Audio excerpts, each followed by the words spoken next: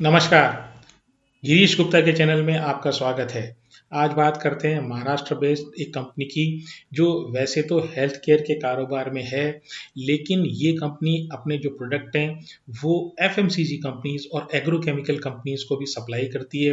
काफ़ी पुरानी ये कंपनी है, 1968 में इस कंपनी की स्थापना हुई, लेकिन इनका जो आईपीओ है अभी 2-3 साल पहले ही आया है। कंपनी का नाम है ब्लू जेल हेल्थ केयर और इस कंपनी के बिजनेस मॉडल के अध्ययन करने का अनुरोध हमें श्री राघव जी से प्राप्त हुआ है।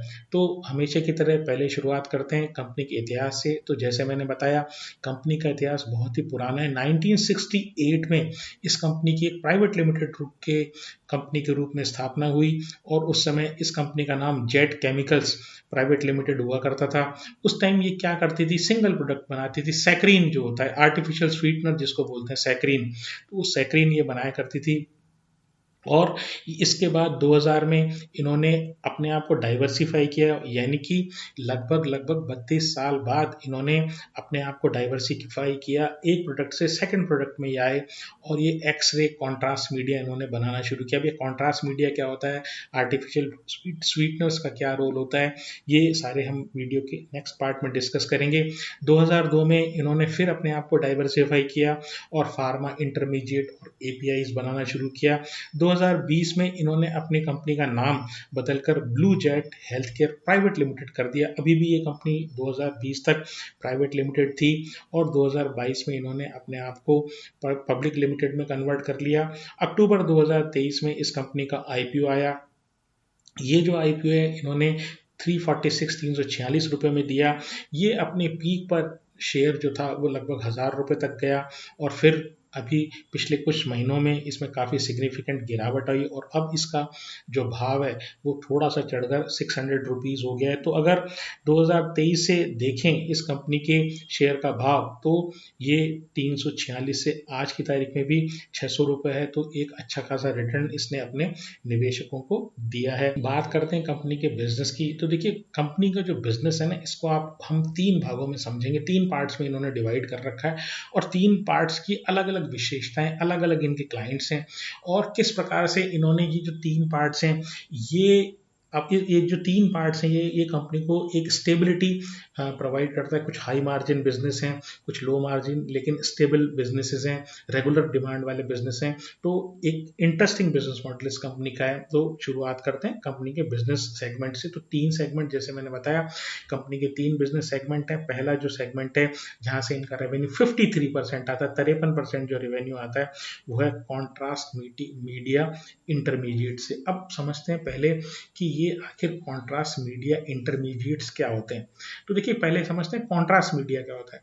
तो जब भी हम कोई x ray, MRI, ultrasound, CT scan कराते हैं, तो वहाँ पर कोई एक पर्टिकुलर अंदर का इंटरनल ऑर्गन, ऊपर सरफेस का नहीं, कोई इंटरनल ऑर्गन की ये रिक्वायरमेंट होती है कि उस पर्टिकुलर ऑर्गन में हमें झांक कर या डॉक्टर को झांक कर देखने की आवश्यकता होती है, उसको क्लियर देखने की आवश्यकता होती है। तो वहाँ पर जो पेशेंट है उसके उसके शरीर में कोई इंजेक्ट किया जाता है केमिकल, या उसको पिलाया जाता है ओरली पेशेंट को, वो सीटी स्कैन, एमआरआई, अल्ट्रासाउंड करने से पहले।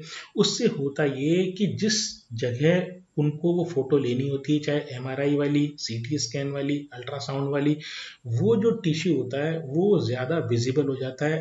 वो टिश्यू ज़्यादा उस केमिकल को एब्जॉर्ब करके ज़्यादा ट्रांसपेरेंट हो जाता है और ज़्यादा क्लियरली वो दिखाई दे जाता है। तो ये रही बात कॉन्ट्रास्ट मीडिया की। तो कॉन्ट्रास्ट मीडिया वो केमिकल है जिसके थ्रू हम ये जो एक्सरे, अल्ट्रासाउंड और जो एमआरआई टाइप के जो डायग्नोस्टिक टूल्स हैं, उनके थ्रू एक क्लियर पिक्चर बॉडी के इंटरनल पार्ट की ले सकते हैं। अब इंटरमीडिएट का क्या मतलब, कॉन्ट्रास्ट मीडिया इंटरमीडिएट का क्या मतलब हुआ? इसका मतलब ये हुआ कि ये फाइनल प्रोडक्ट नहीं बनाते। देखिए, कोई भी प्रोडक्ट होता है उसमें पहला रॉ मटेरियल हुआ, उसके बाद एक फिनिश्ड प्रोडक्ट हुआ, फाइनल प्रोडक्ट हुआ। लेकिन ये ना रॉ मटेरियल का निर्माण करते हैं, ना ये फिनिश प्रोडक्ट का निर्माण करते हैं। ये फिनिश प्रोडक्ट्स और रॉ मटेरियल के बीच का जो स्टेज है, इंटरमीडिएट, है ना, तो वो ये बनाते हैं और ये सप्लाई करते हैं ग्लोबल जो कॉन्ट्रास्ट मीडिया बनाने वाली बड़ी बड़ी कंपनीज हैं उनको। तो ये जो कॉन्ट्रास्ट मीडिया का वर्ल्ड में मार्केट है, वो उसमें जो टॉप चार मैन्युफैक्चरर जो हैं फाइनल प्रोडक्ट की, वो 75% मार्केट शेयर रखते हैं पूरे वर्ल्ड में। अब उन चार में से टॉप थ्री इनके क्लाइंट्स हैं और इनकी रिलेशनशिप जो है उन सप्लाई करने की, यानी कॉन्ट्रास्ट मीडिया इंटरमीडिएट सप्लाई जब ये करते हैं top three among the top four, तो वहाँ पर इनकी जो रिलेशनशिप है सप्लाई करने की, बिजनेस रिलेशनशिप जो है वो 4 से लेकर 27 साल तक के, मतलब लॉन्ग टर्म रिलेशनशिप इनकी इस बिजनेस में है। और टोटल जो 19 प्रोडक्ट हैं, अलग अलग तरह के जो प्रोडक्ट हैं उन्होंने ये कमर्शियलाइज कर रहे हैं, यानी ये समझ लीजिए कि 19 तरह के प्रोडक्ट्स जो है ना ये अपने क्लाइंट्स को बेचते हैं। और क्लाइंट्स कौन है? क्लाइंट्स वो बड़ी बड़ी कंपनीज हैं जो फाइनल कॉन्ट्रास्ट मीडिया के प्रोडक्ट बनाती हैं। और जैसे मैंने बताया टॉप चार कंपनियों के जो मार्केट शेयर है वर्ल्ड में वो 75% है। तो एक तरीके से बड़ा ओलिगोपोलिस्टिक मार्केट है ये कॉन्ट्रास्ट मीडिया का। ओलिगोपोलिस्टिक का मतलब ये जहाँ पर थोड़े 2 या 3 या 4 बहुत लार्ज प्लेयर होते हैं जो बड़ा मार्केट शेयर, ओवरऑल मार्केट का बड़ा मार्केट शेयर जो है अपने पास रखते हैं। तो 53% रेवेन्यू इनका कॉन्ट्रास्ट मीडिया इंटरमीडिएट से आता है।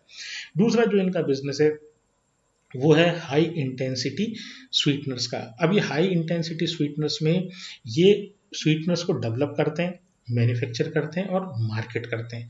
इसका मतलब क्या है? नए नए तरीके की जो स्वीटनर्स हैं ये बनाते हैं, उसके बाद उसको पहले डेवलप करते हैं, उसके बाद उसको मैन्युफैक्चर करते हैं और फिर इनको मार्केट करते हैं, सेलिंग करते हैं। तो यहाँ से इनका जो रेवेन्यू आता है ये 14% आता है। सिंपल शब्दों में कहें तो अभी वीडियो की शुरुआत में मैंने बताया कि जो आर्टिफिशियल स्वीटनर्स जो होते हैं ये सैकरीन और उसके सॉल्ट, सैकरीन टाइप के जो प्रोडक्ट्स हैं।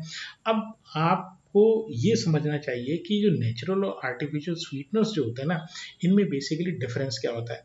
तो देखिए नेचुरल स्वीटनर जैसे अपना गुड़ हुआ या चीनी हुआ, ये नेचुरल स्वीटनर्स हैं और नेचुरल प्रोडक्ट से बनाए जाते हैं। और ये जो सैकरीन या आर्टिफिशियल स्वीटनर्स है ना ये आर्टिफिशियल पदार्थों से, केमिकल्स के थ्रू बनाए जाते हैं। इनकी खास बात एक होती है, इनमें कैलोरीज नहीं होती। या शुगर और गुड़ में जैसे कैलोरी मिलेगी, लेकिन इनमें कैलोरी, मीठा तो होगा लेकिन कैलोरीज नहीं होगी।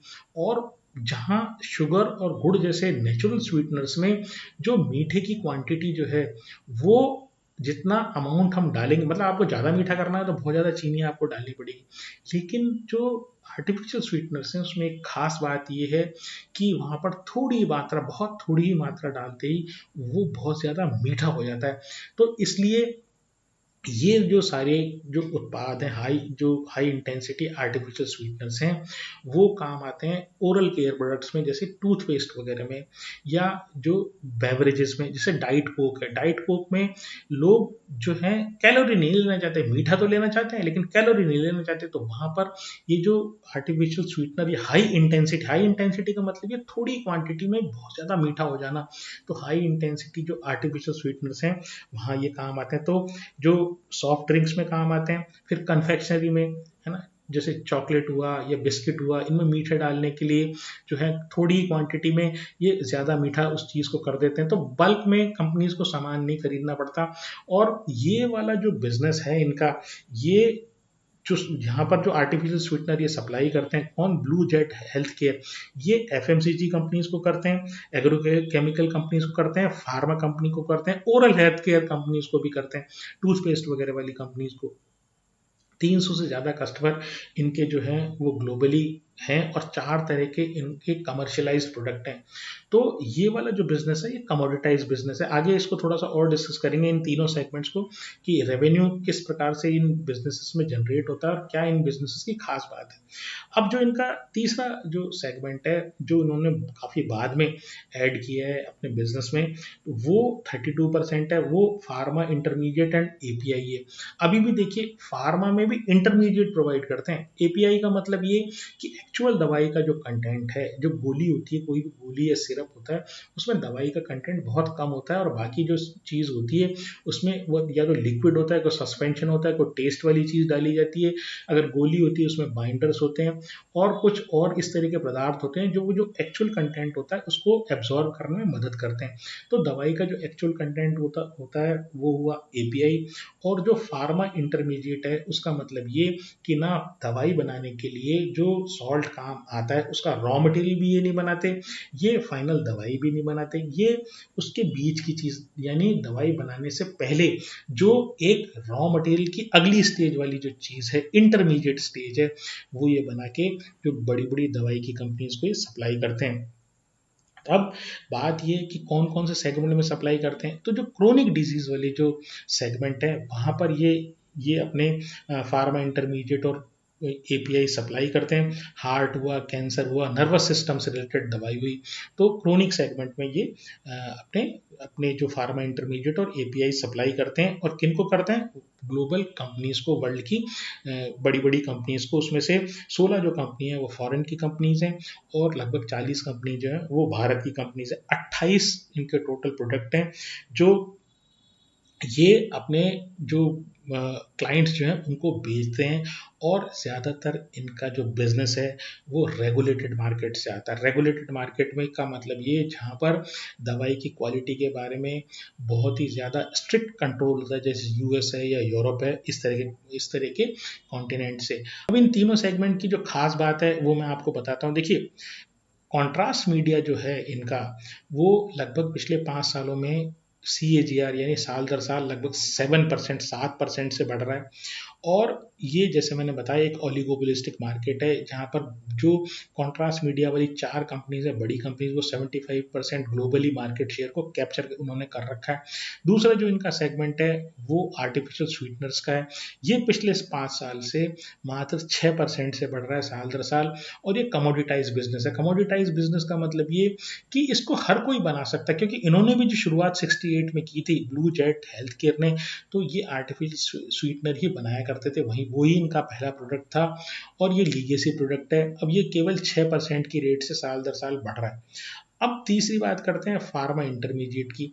अब ये जो इनका सेगमेंट है, ये जो है सबसे ज़्यादा तेज बढ़ता हुआ सेगमेंट है। पिछले 5 सालों में इनका जो ये फार्मा इंटरमीडिएट जहाँ पर ये सीडीएमओ टाइप का काम करते हैं, तो ये कॉन्ट्रैक्ट ड्रग मैन्युफैक्चरिंग ऑर्गेनाइजेशन यानी कॉन्ट्रैक्ट बेसिस पे दवाइयों को बड़ी-बड़ी कंपनीज़ के लिए बनाना, इस तरह का जो काम है वो ये करते हैं और वहाँ इनकी जो ग्रोथ है पिछले 5 सालों में वो लगभग 48% है और हमारे वीडियोज़ अगर आप लगातार देख रहे हैं, तो हमने ये बात लगातार कही है कि बहुत सारे जो विशेषज्ञ हैं, जो सीडीएमओ सेगमेंट के विशेषज्ञ हैं, उनका ये कहना है या जो फार्मा के बारे में जो जानते हैं वो उनका ये कहना है कि फार्मा अगले आने वाले 5 से 10 सालों में स्पेशली सीडीएमओ वाला जो सेगमेंट है, कॉन्ट्रैक्ट ड्रग मैन्युफैक्चरिंग का जो काम है, वो काम करने वाला है जो कभी आईटी ने भारत के लिए किया था। यानी कॉन्ट्रैक्ट ड्रग मैन्युफैक्चरिंग जो है ना, वो भारत में बहुत ज़्यादा पॉपुलर होने वाली है और उसका कारण ये है कि जो बड़ी-बड़ी दवाई की कंपनीज़ हैं, वो जो है वो इनोवेशन पे फ़ोकस करती है। वो ये कहती हैं कि भई हम जो काम करेंगे ना, हमारा काम ना सेल्स है, ना मार्केटिंग है, ना मैन्युफैक्चरिंग, वो तो कोई भी कर देगा। हम किसी को बोलेंगे वो करके हमको दे देगा। हमारा काम है नए-नए प्रोडक्ट डेवलप करना। अब इनके रेवेन्यू की बात करें तो इनका 87% जो रेवेन्यू यानी ब्लू जेट हेल्थ केयर का जो रेवेन्यू है 87% वो जो आता है वो एक्सपोर्ट से आता है और उसमें भी नॉर्वे से जो ये रेवेन्यू जनरेट करते हैं वो 34% करते हैं और फ्रांस में जो रेवेन्यू जनरेट करते हैं वो 42% जनरेट करते हैं। अब ये जो मैंने सीडीएमओ की आपसे बात की फार्मा इंटरमीडिएट की, उसकी एक खास बात ये हाई मार्जिन बिजनेस है और दूसरी बात ये है कि एक बार अगर क्लाइंट ने आपकी फैसिलिटी अप्रूव कर दी, उसके बाद जो है वो स्टिकी कस्टमर हो जाता है। आप जब तक बहुत ज़्यादा ब्लंडर नहीं कर देंगे, तब तक वो आपसे दूर नहीं जाएगा क्योंकि उसकी भी स्विचिंग की एक कॉस्ट होती है। दूसरे किसी सप्लायर के पास, किसी मैन्युफैक्चरर के पास जाएगा, किसी सीडीएमओ के पास जाएगा, तो वहाँ पर उसको नए सिरे से सारा उसको गणित समझाना पड़ेगा कि भाई, और एक कंपैटिबिलिटी भी होती है, लैब भी उसी तरीके से डिज़ाइन होती है। एक पर्टिकुलर मैन्युफैक्चरिंग सेटअप जो है वो सीडीएमओ डेवलप कर लेता है और उससे अप्रूव करा लेता है जो ओरिजिनल मैन्युफैक्चरर होता है उससे। तो ये सारी चीज़ें यानी जो ओरिजिनल जो डेवलपर है या बड़ी फार्मा कंपनी है जो आपको ठेका दे रही है, उसका शिफ्ट करना दूसरे सीडीएमओ पे वो बड़ा डिफिकल्ट होता है। तो हाई एंट्री बैरियर है। और हाई मार्जिन बिजनेस है। अब इनके कस्टमर्स की मैं बात करूं तो सबसे बड़ा इनके साथ जो प्रॉब्लम है ना, वो कस्टमर कंसंट्रेशन रिस्क है। 79% जो इनका रेवेन्यू आता है ना, वो टॉप 5 कस्टमर से आता है। बी टू बी बिजनेस है, मतलब मैं जो है वो किसी बड़ी फार्मा कंपनी को ही बेच सकता हूँ, या बड़ी कॉन्ट्रास्ट मीडिया फाइनल प्रोडक्ट बनाने वाली कंपनी को ही बेच सकता हूँ। मेरा खुद का कोई एग्जिस्टेंस नहीं है, मेरी खुद की कोई ब्रांडिंग नहीं है, मेरी कोई कंज्यूमर फेसिंग प्रेजेंस नहीं है, बी टू बी बिजनेस है। तो सारा डिपेंडेंस जो है ना, वो सामने वाली कंपनी के ऊपर है। ये तो सिर्फ एक ठेकेदार के रूप में काम कर रहे हैं। तो 79% जो रेवेन्यू आता है टॉप 5 कस्टमर से आता है, और उसमें से भी 79 में से भी अगर मैं 45% रेवेन्यू की बात करूं, वो एक सिंगल प्रोडक्ट से आता है, एक सिंगल प्रोडक्ट से। तो ये इस कंपनी की मतलब highly dependent, highly customer concentration risk इस कंपनी में है। अब इनकी कैपेक्स की बात करूं तो अगले 3 से 4 सालों में ये लगभग 1300 करोड़ का इन्वेस्टमेंट कर रहे हैं, और ये अपनी जो एग्जिस्टिंग फैसिलिटीज़ हैं उसको उनमें कैपेसिटी एक्सपेंशन कर रहे हैं, नई फैसिलिटी वाइजैग में लगा रहे हैं, R&D जो है अपनी इंप्रूव करने की कोशिश करें, 1300 करोड़ रुपए जो ये लगाएंगे उसमें, और प्रोडक्ट जो है वो डेवलपमेंट कर रहे हैं, नए नए प्रोडक्ट जो फार्मा इंटरमीडिएट, ये जो कॉन्ट्रास्ट मीडिया इंटरमीडिएट है उसमें डेवलप करने का प्रयास कर रहे हैं। अब ये स्ट्रेंथ की अगर मैं बात करूं तो देखिए, इन जो जिन सज्जन ने इस कंपनी को स्थापित किया 1968 में, उनके पोते जो हैं अब इस कंपनी में एक्टिवली काम करने लग गए हैं, टॉप मैनेजमेंट में वो हैं। और इनके जो है जो जो जैसे मैंने बताया, जो ये फार्मा इंटरमीडिएट हैं वहाँ पर 27 साल से वर्ल्ड की टॉप 3 कंपनीज में से किसी कंपनी से इनकी रिलेशनशिप है। तो 27 साल से अगर आप किसी पर्टिकुलर वर्ल्ड की टॉप कंपनी में से, टॉप की 4 कंपनीज में से किसी एक को सप्लाई कर रहे हैं, तो बहुत बड़ी बात है। और ग्लोबल क्लाइंट बेस है। और जैसे मैंने बताया, जब ग्लोबल क्लाइंट बेस होता है, रेगुलेटेड मार्केट में आप जाते हैं, तो एक बार आपकी एंट्री हो जाती है, तो वो आप उस वहाँ से आसानी से बाहर नहीं होती जब तक कि आप कोई ब्लंडर ही नहीं कर देते। उसका कारण मैंने आपको वीडियो में पहले बताया कि स्टिकी जो होता है कस्टमर की जो रिक्वायरमेंट होती है, यानी जो आपका जो क्लाइंट है वो आपको आसानी से छोड़ता नहीं, क्योंकि उसकी भी एक स्विचिंग कॉस्ट होती है। अगर इनकी वीकनेस की बात करूँ तो सबसे बड़ी चीज़ तो ये है कि इनके जो प्रोडक्ट हैं वो हाईली जो है वो बी टू बी प्रोडक्ट्स हैं। दूसरी बात ये है कि हाईली कस्टमर कंसंट्रेशन इनका है। और तीसरी बात ये है कि रेगुलेटरी रिस्क है, क्योंकि रेगुलेटरी मार्केट में ये काम करते हैं। चौथी बात ये है कि इनके जो 2 बिजनेस हैं, यानी कि एक कमोडिटी वाला, यानी जो सैकरीन या जो artificial sweetener, high intensity artificial sweetener वाला जो एरिया इनका है, वो तो कम्प्लीटली कमोडिटाइज्ड है, लेकिन उसमें एक खास बात है, ये इनको रेगुलर इनकम देता है। दूसरी चीज़, जो इनका कॉन्ट्रास्ट मीडिया इंटरमीडिएट वाला काम है, वो एक्चुअली हाईली डिपेंडेंट है वर्ल्ड की टॉप 3-4 कंपनीज के कॉन्ट्रैक्ट्स के ऊपर। ये long long to medium term contract उनसे करते हैं। अगर वहाँ से अगर इनका कोई कॉन्ट्रैक्ट छूटा तो इनके रेवेन्यू में प्रभाव पड़ सकता है। अब आपको बात बात आती है सीडीएमओ वाला सेगमेंट में। तो सीडीएमओ सेगमेंट है वो, अगर ये अच्छे से परफॉर्म करते हैं, मतलब वहाँ पर इनका परफॉर्मेंस अच्छा रखता है, तो वहीं से सबसे ज़्यादा ग्रोथ आने की इनकी संभावनाएं हैं। तो इनमें 3 सेगमेंट में से जो सीडीएमओ वाला सेगमेंट है वही सबसे ज़्यादा प्रॉमिसिंग। मार्केट कैप की बात करूँ तो 10,500 करोड़ का इनका मार्केट कैप है। आरओई काफ़ी अच्छा है, 20% का आरओई है। डेट टू इक्विटी जो है वो नेग्लिजिबल है, बहुत ही अच्छी बात है इस तरह की कंपनीज के लिए। लेकिन पी जो है फिलहाल 42 का है। 3 साल की सेल की बात करें तो साल दर साल 10% बढ़ी है। 3 साल के प्रॉफिट की बात करें तो साल दर साल 16% से बढ़ा है। प्रमोटर के पास लगभग 80% है, 80%। एफआईआई के पास आधा परसेंट है, जो थोड़ा सा कम हुआ है। डीआईआई के पास 4.5% है, जो थोड़ा सा बढ़ा है पिछले क्वार्टर के कंपैरिजन में। और पब्लिक के पास 15% है, वो भी थोड़ा सा बढ़ा है। तो ऑल इन ऑल मैं बात करूं तो बात ये है कि इनका जो डिपेंडेंस है, ये 53% रेवेन्यू तो कॉन्ट्रास्ट मीडिया से लाते हैं, और जो 32% रेवेन्यू फार्मा इंटरमीडिएट की तरफ से लाते हैं। लेकिन इनको जो सपोर्ट प्रोवाइड करता है वो 14% रेवेन्यू वाला जो आर्टिफिशियल स्वीटनर वाला सेगमेंट है, कमोडिटाइज सेगमेंट है, वो उनको सपोर्ट प्रोवाइड करता है। अगर आपको इस कंपनी में कोई चीज़ ध्यान रखनी है तो वो कॉन्ट्रास्ट मीडिया की स्टेबिलिटी होनी चाहिए और सीडीएमओ में ग्रोथ आनी चाहिए। अगर ये दोनों कंडीशन इनके रिजल्ट्स में रही तो ये कंपनी आगे बढ़े। मार्च 26 में इनका जो कैश फ्लो फ्रॉम ऑपरेशंस हैं ये भी काफ़ी ज़्यादा सिग्निफिकेंटली इम्प्रूव हुआ है।